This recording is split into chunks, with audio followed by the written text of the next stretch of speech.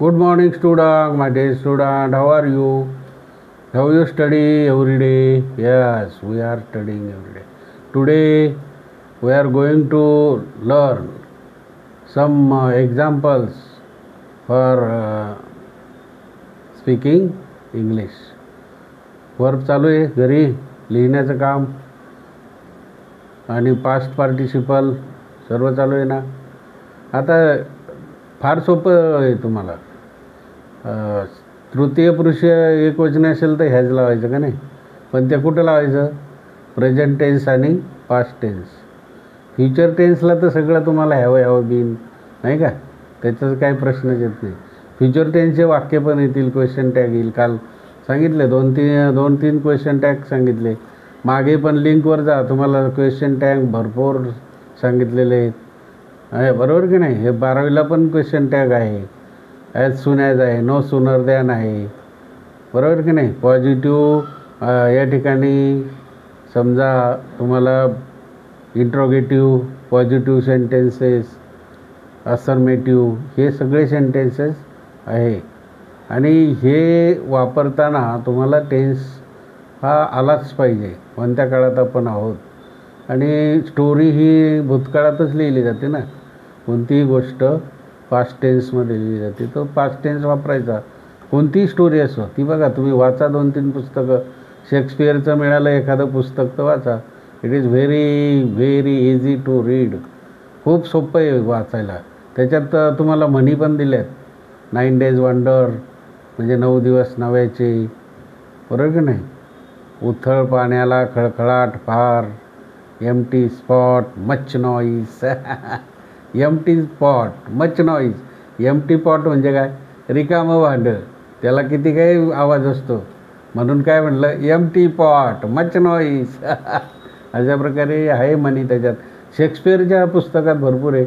आणि जनरल नॉलेजमध्ये सुद्धा there are many objectives and verbs and past participle. You must write only to study one by one. ही तुम्हाला चांगल्या प्रकारे mark मिळवायचे असेल, दररोज ह्या प्रकारे तुम्ही करत चला, तुम्हाला भरपूर मार्क मिळतील. अनसीन पॅसेजचा खूप सोपे जातील मित्र. 9वी-10वीला अनसीन पॅसेज आहे, 12वीला पण अनसीन पॅसेज आहे. पोयम बरोबर की नाही? यमक जुळवायचं, त्या प्रकारचे भरपूर आहेत प्रश्न. तुम्ही 2-3 प्रश्नपत्रिका सहज स्वतः सोडू शकाल मित्र. आणि म्हणून आज बघा या ठिकाणी मी सोपं देतो आहे. He is under a dash dash. आता he is under a dash डॅशमध्ये झाड पण येईल, under a tree, under a fan, under a sky. पण अंडर अर्थ येईल का? नाही येणार. अंडर अर्थ कसं काय येईल? मग he is under a cloud येईल, नाही का? He is under a cloud. CLOUD. तो कशात तरी गुंतलेला आहे, नाही का? He is under a cloud. आता दुसरं वाक्य, leave him out of. Is येईल का इट? इज येईल का it? Leave him out of it. त्याच्यापासून सावध राहा. इट म्हटलं आहे त्याच्यात. इट दूर ठेवा, त्याच्यापासून दूर ठेवा. लिव्ह म्हणजे दूर ठेवा. लेफ्ट दूर ठेवलं. याचा भूतकाळ आहे लेफ्ट. तर अशा प्रकारे माहिती असणं आवश्यक आहे. आता इथं काय आहे बघा, सातपुते हॅज बीन. आता सातपुते म्हणजे कोण आहे? पुरुष. म्हणजे ही लागलेलं आहे त्याला. सातपुते काही इट नाही आहे, म्हणून ही किंवा सातपुते. सरनेम जरी असलं तरी चालेल. देशपांडे, कुलकर्णी, पानसरे, गुंजाळ हॅज लागेल. Satpute has been dash dash math for 2 years. बाबा सातपुते 2 वर्षापासून मॅथ काय करतोय? गाईड करतो का टीचिंग करतो? गाईड. हॅज बीन गाईड तर येणारच नाही. का येणार नाही? कारण हॅज बीन लिहिलेलं इथं हॅज बीन, म्हणून गाईड नाहीच येणार.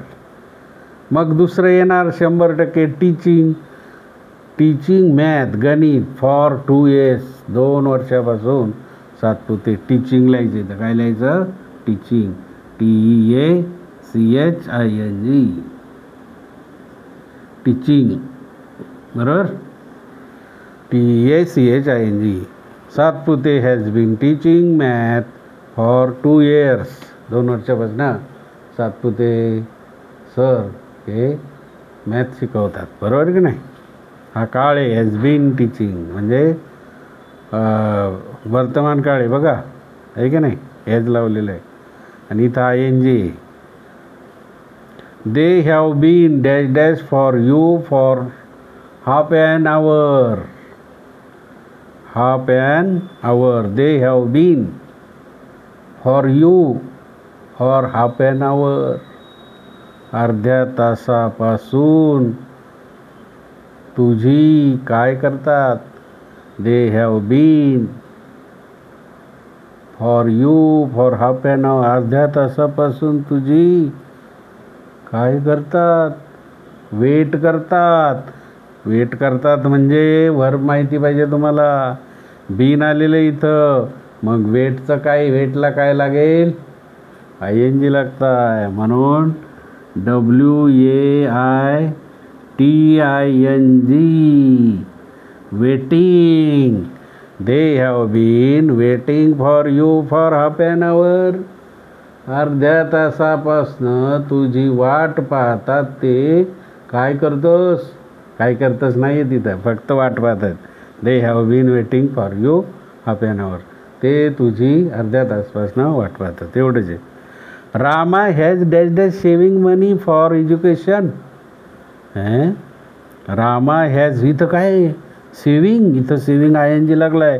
रामा हॅज आहे आणि मग लगेच तुम्हाला लगेच समजायला पाहिजे मनी फॉर एज्युकेशन. एज्युकेशन म्हणजे काय? शिक्षण. शिक्षणासाठी रामा काय करतो? सेविंग मनी. आणि म्हणून इथे काय लागेल मित्र हो? इथं बीन लागेल. Been has been. कळलं तुम्हाला मित्र हो? हां, आता समजलं असेल, चांगलं समजत असेल आता तुम्हाला. 5 वाक्य अशा प्रकारे तुम्ही पण लिहा. चुकले तर चालतील, इंग्लिश चुकलं थोडं चालेल.